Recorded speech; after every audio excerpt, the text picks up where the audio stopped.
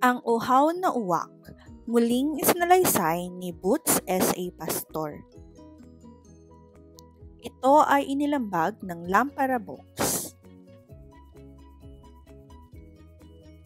Isang uwak ang nakaramdam ng pagkauhaw habang palipad-lipad sa gubat. Agad siyang naghanap ng lugar kung saan makakakuha ng tubig na maiinom. Napadako ang uwak sa hardin ng isang palasyo na malapit sa gubat. Sa ibabaw ng isang marmol na mesa ay may nakapatong na tapayang yari sa bubog. Dumapo ang uwak sa mesa. Natuwa siya nang makitang may tubig sa tapayan. Ngunit, hindi maabot-abot ng uwak ang tubig sa ilalim ng tapayan. Masyadong mababaw ang tubig. Isa pa, masikip ang bunganga ng tapayan para maipasok ang kanyang ulo sa loob. Luminga-linga ang uwak.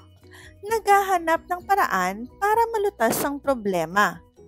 Noon niya nakita ang maliliit na bato sa lupa. Isang magandang ideya ang pumasok sa kanyang isip. Isa-isang pinulot ng uwak ang mga bato at inihulog sa loob ng tapayan.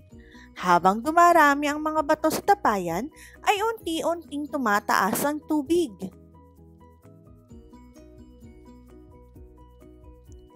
Nang halos mga lahati na ang tapayan, sa dami ng mga batong inihulog ng uwak, ay umabot na sa bunganga ng tapayan ang laman nitong tubig. Sa wakas ay nakainom din ang uwak.